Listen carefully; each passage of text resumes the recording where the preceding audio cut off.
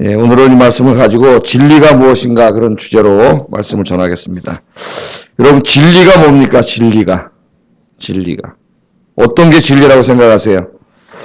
저는 진리라고 어떤 사람이나 어떤 종교나 어떤 철학이나 이념이 진리라고 주장할 수 있으려면은 인간의 근본적인 문제를 해결할 수 있어야 진리가 될 수 있다.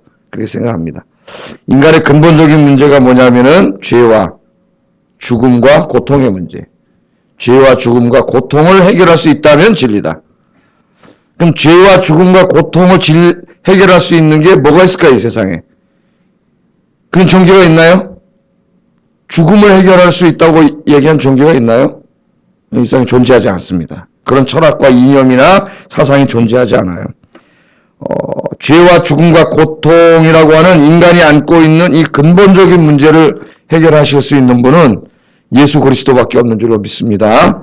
그래서 우리 예수님이 요한복음 14장 6절에 이미 뭐라 그랬어요? 내가 곧 길이요 진리요 생명이니라.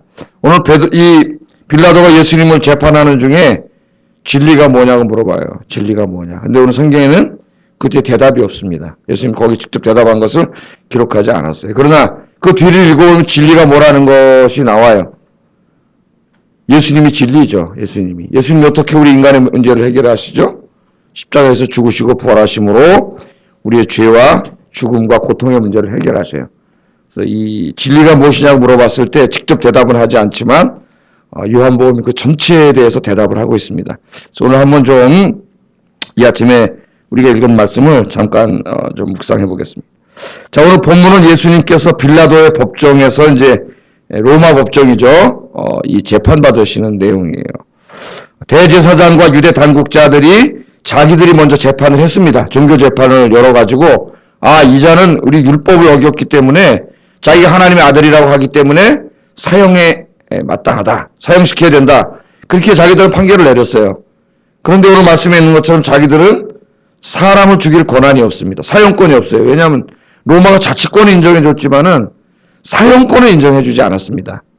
그래서 자기들은 사람을 죽일 수 없었기 때문에 이 예수님을 데리고 이제 로마 법정으로 왔어요. 그리고 그들은 예수님을 십자가에 매달아 죽이기를 원합니다. 지금 왜 그럴까요, 여러분? 왜 십자가에 꼭 매달아 죽이려 할까요? 유대인들이 그 사형권은 없었지만은 사형권 없다가 안 죽입니까? 사도행전에 보면 사도 바울을 죽이려고 유대인들이 40명의 자객들이 칼을 차고 다녀요. 죽이려고. 그러니까 길거리에서 얼마든지 죽일 수 있었어요. 스테반 보세요. 로마인들 안 보고도 데려가 돌로 때려 죽였어요. 그렇게 죽일 수도 있어요, 예수님을. 그런데 그렇게 죽이지 않고 굳이 공식적으로 재판을 해서 왜 로마의 십자가 형태를 매달려 죽이려고 그랬느냐. 여기서 아주 가나큰 음모가 있어요.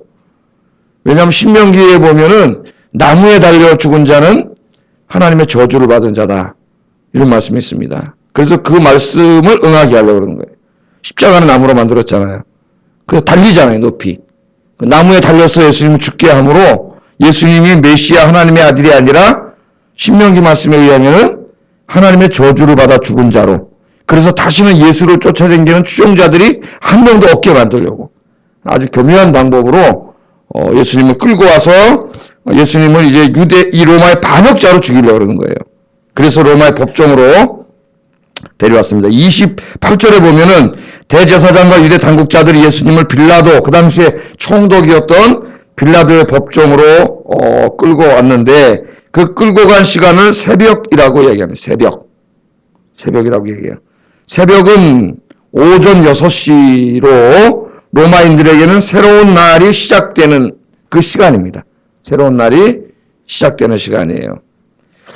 이 새벽을 강조한 것은 단지 예수님이 빌라도의 법정으로 간 시간을 알리기 위해서만 기록한 것은 아닙니다. 사도 요한은 의도적으로 예수님의 재판받은 시각이 로마인들의 관점에서 볼 때는 하루가 시작되는 시점인 오전 6시라는 걸 강조하고 있어요.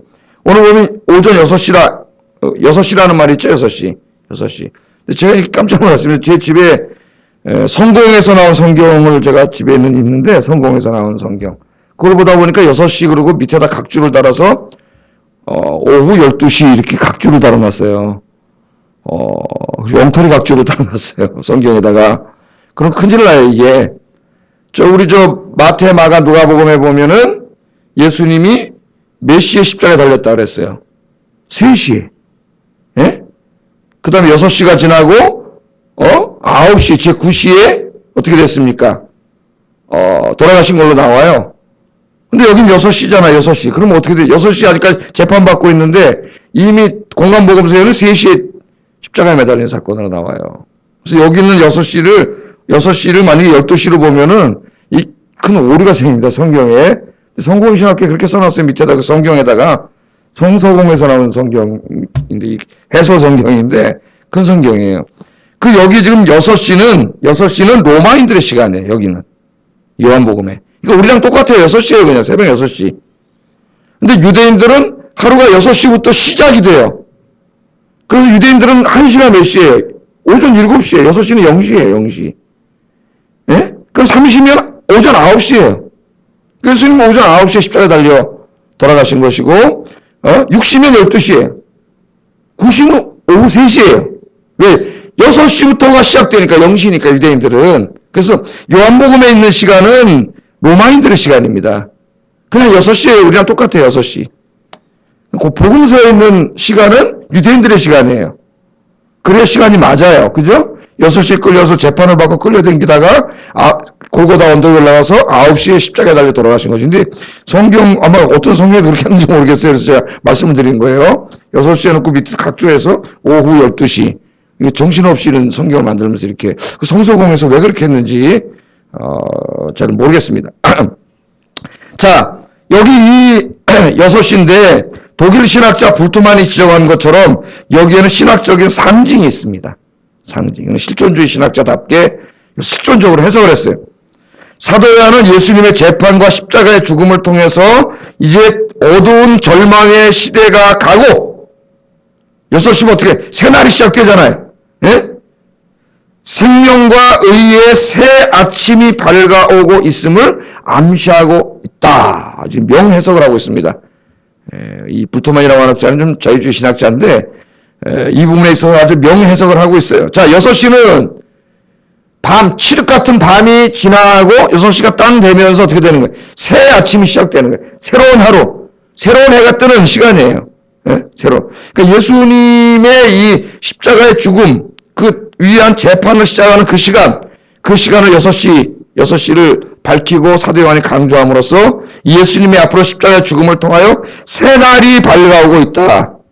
그걸 보여주는 우리 인류에 뭐가 밝아와요? 새 아침, 새날이 밝아왔어. 이제 죄와 죽음과 고통의 시간은 지나가고 우리 예수님이 가져오신 구원과 영생의 새날이 밝아오고 있음. 그것을 강조하고 있다고 하는 거예요. 예수 믿으면은 우리 인생에 뭐가 찾아온다는 겁니까? 새날이 찾아오는 거예요. 죄와 죽음과 고통에 내 과거의 모든 인생은 다 사라지고 그런 어두운 밤은 사라지고 그래서 요한복음 어둠이라고 그러잖아요. 어둠. 내 인생에 뭐가 밝아와요? 새날이 밝아왔어요. 여러분 인생에 새날이 밝아왔습니까? 예수 그리스도의 찬란한 진리의 태양이 떠올랐습니까? 그래서 이 예수 믿는 사람들은 어둠이 사라지고 새날이 밝은 사람들이에요. 어둠에 다니는 사람은 어둠의 자식들이 아니에요. 밝은 진리의 태양빛 아래서 살고 있는 하나님의 자식들인 줄로 믿습니다. 그래서 예수 믿으면 죄와 죽음의 권세가 가져다주는 온갖 걱정과 염려와 두려움과 불안과 미움과 증오와 같은 이런 옛날에 이 어두웠던 것들이 다 사라지고 우리 마음에 주님이 주시는 참 평화와 기쁨이 몰려오게 됩니다.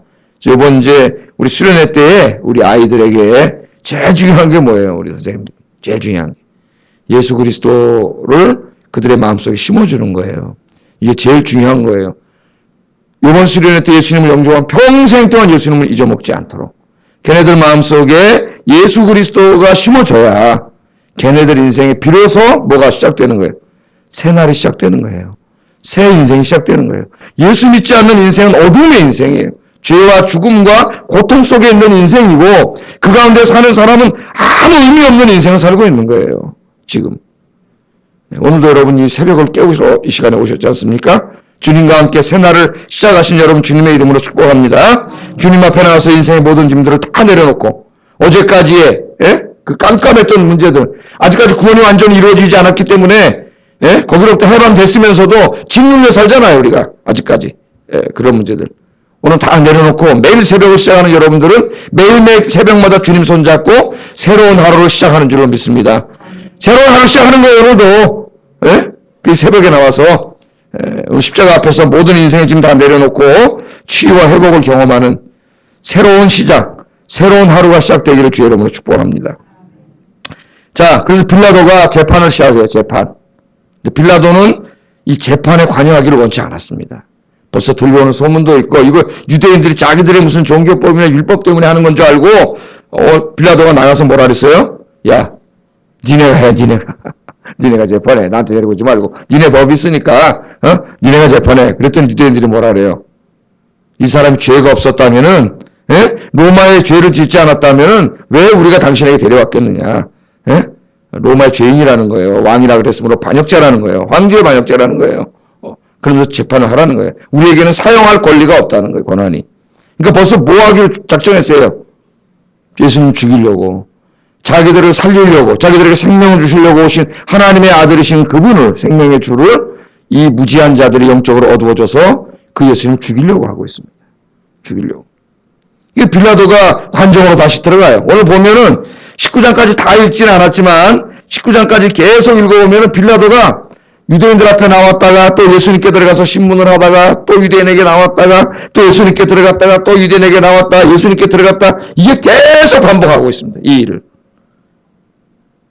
자, 재판을 해달라니까 들어가서 신문을 했어요. 예수님 신문하다 보니까 도대체 죄가 있는 것 같지 않아요. 죄인이 아니에요. 죄인이 아닐 뿐만 아니라 범상한 인물 같지가 않아요. 예? 복음서에 보면 빌라도의 아내가 밤에 꿈을 꾸고 사람을 보내가지고 그 사람을 후하지 말라는 말이 나옵니다. 요한복음에 그런 게 안 나오지만은, 그죠? 그 마음속에 이미 두려움이 있어요. 두려움이. 그 유대인들에게 나와서 난 죄를 못 찾겠다는 거예요. 죄가 없다는 거예요. 그러면 좋다는 건 니네들이 자꾸 죽이라 그러는데, 니네들 명절 6월절에 특사로 사람을 내보내주는 그런 게 있는데, 우리나라도 그렇잖아요. 8.15 광복절 그러면 모범수들이나 이런 사람들 특사로 내보내주지 않습니까? 대통령 특별사명권. 그런 이 당시에도 있었단 말이에요. 총독 특별사명권.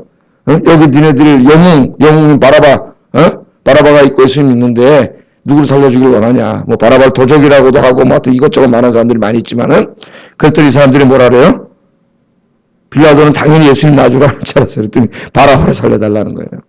그 예수님이 또 들어갔어요. 또 예수님 또 신문에 죄가 없어 아무것도 없어. 그래서 어떡할까 고민을 했습니다. 자기 아내 얘기를 들으면 이 꿈에 이 사람 비가 오는 사람이 절대 죽이면 안 된다 그러지. 막 두려웠어요. 빌라도가 두려웠어. 그래서 그 머리를 짜낸 게 뭐냐면 타협을 해야 되겠다. 그래서 그냥 예수님을 때려가지고 내보내려고 그랬어요. 또 그 때려 19장에 보면 채찍으로 때리고 막 때려가지고 상처투성을 만들어 피를 흘리게 해가지고 또 유대인들 앞에 끌고 나와 살려주려고. 그랬더니 유대인들이 그 피를 흘리고 있는 모습을 보면서도 잔인하게 십자가 못 박으라고 이야기합니다. 십자가 못 박으라. 만일 당신이 저 예수를 살려주면 당신은 당신 황제 가이사의 충신이 아닙니다. 왜? 저자는 자기를 왕이라고 했으니까. 자기를 왕이라고 하는 자는 왕이 저 로마 황제인데 반역자 아니에요. 반역자. 죽이라는 거예요. 그래서 빌라도가 정말 하기 싫었는데 억지로 예수님 유대인들에게 내주는 장면이 오늘은 다 읽지 않았지만 19장까지 계속 읽어보면은 이런 이 빌라도의 모습이 나와요.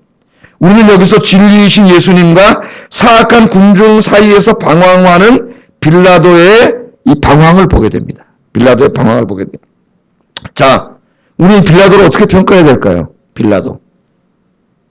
그래도 예수님을 살려주려고 애썼으므로 긍정적으로 평가해야 할까요? 여러분 어떻게 생각하세요? 나 성경은 그렇게 평가하지 않습니다. 사도행전을 우리가 읽거나 또 사도신경에 보면 빌라도는 항상 예수님을 십자가형에 처한 악인으로 정죄받고 있어요. 핑계할 수 없습니다. 결국 빌라도 자신이 결정한 거예요. 환경이 어려웠는데요. 그때 아시지 않습니까? 이럴 수밖에 없는 처지였어요. 하나님 핑계 대지 마세요. 핑계 없어요. 성경은 빌라도를 죄인으로 규정하고 있습니다. 하나님 앞에 예수 그리스도를 십자가에 못 박아 죽이도록 내준 악인이요, 죄인이에요. 자기가 결정한 거예요. 여러분, 하나님 앞에 핑계 없어요. 환경이 어떻고 뭐가 어떻고 사람들이 어떻고 내가 그때 어떤 처지에 있었고 내가 사실 이렇게 하려고 노력하지 않은 그런 거 다 필요 없어요. 중요한 게 뭐냐? 최종적으로 내가 뭘 선택했느냐가 중요한 거예요. 여러분들 항상 진리이신 예수님을 선택하기를 주의 이름으로 축복합니다. 특별히 요한복음 연구에서 위대한 업적을 남겼던 그 레이몬 이 브라운이라고 하는 이 교수가 있습니다. 이 사람이 이제 가톨릭 학자예요. Father, 신부죠, 신부. 가톨릭 학자인데 요한복음에 대한 아주 방대한 주석을 썼습니다. 요새 이제 우리말로도 번역이 돼가지고 좀 다행이에요. 자, 그런데 이 레이몬 이 브라운 교수는 이 빌라도를 통해서 세상의 압력 앞에서 타협하고 주저하는 연약한 그리스도인의 모습을 봅니다. 그러니까 지금 유대인의 압력이 있지 않습니까? 자기 살려주고 싶어요. 총독이에요. 살려줄 수도 있어요. 지금 빌라도가. 그런데 유대인들이 막 죽이라고 압력을 퍼붓습니다. 너는 네가 많이 살려주면은 너는 네 황제의 충신이 아니라는 거예요. 반역자를 살려줬으니까 당신 우리 고발하겠다는 거예요. 만약 유대인들이 그렇게 고발하면은요, 이 빌라도는 죽어요. 그러니까 이 로마인들의 정책을 보면은 각 지역에다가 총독을 보내는데 그 총독들이 제일 중요한 임무가 뭐냐면 평화를 유지시키는 거예요. 그 지역 주민들이 반란을 일으키거나 폭동이 일어나거나 소요 사태가 나면 이 사람은 거기서 끌려 내려와서 사형까지 당할 수가 있어요. 그러니까 이 총독들이 제일 두려운 게 뭐냐면 이 평화를 유지하는 건데 특별히 유대 지역은 더 항상 로마인들이 이렇게 지켜보는 곳이에요. 독특한 민족이라 가지고. 근데 여기서 소요 사태가 나고 대표단이 가가지고 이 총독이 반역자를 죽이지 않았다 그러면 빌라도 자기가 죽습니다. 그러니까 이 압력이 바로 그런 거예요. 총독이라고 이제까지 자기가 진리라고 싸워왔던 그 모든 것들이 하루아침에 무너질 뿐만 아니라 자기가 죽을 수 있어요. 유대인들을 말을 안 들어주면. 근데 자기가 볼 때 예수님은 죄인이 아니야. 뭐 하나님의 아들인 것 같은지 잘 모르겠지만 죄인이 아니에요. 이 거대한 유대인의 압력 속에서 지금 진리와 압력 속에서 방황하고 있는 이 모습을 통해서 이 레이몬 이 브라운 교수는 세상이라고 하는 엄청난 압력 앞에서 타협하는 그리스도인의 모습을 보았어요. 그러니까 얼마나 위대한 신학자예요. 이 신학자. 오늘 우리는 세상의 거대한 압력 앞에 직면해 있습니다. 오늘도 여러분들이 예배를 마치고 나가시면 그럴 거예요. 세상은 돈과 성공과 출세를 위해서라면 예수님의 가르침을 무시하고 세상의 방법대로 살아야 한다고 강하게 우리를 압박하고 있습니다. 예수님의 말씀대로 그렇게 살면 왼뺨 때리면 오른뺨 내주고 걷어달라는 속옷 주고 우리 가자 그러면 신미를 가야 되고 양보하고 용서하고 그렇게 살면 돈도 못 벌고 성공할 수도 없다. 그렇게 살면 어떻게 살라 그래? 그런 강력한 압력이 세상의 압력이 우리를 밀어붙이고 있어요. 우리는 한쪽에서는 진리이신 예수님의 말씀을 듣습니다. 오늘 새벽에 와서 진리이신 예수님 말씀을 들었어요. 예수님은 사랑하라고 이야기합니다. 섬기라고 이야기합니다. 용서하라고 이야기합니다. 양보하라고 우리에게 가르칩니다. 거짓말하고 속이지 말고 진실하고 정직하게 살라고 말씀합니다. 그러나 세상은 우리에게 이야기합니다. 그렇게 살면 밥 굶어 죽는다. 그렇게 살면 너 언제 집 살래? 그렇게 살아서 너 어떻게 살을래? 세상은 계속해서 우리에게 이야기.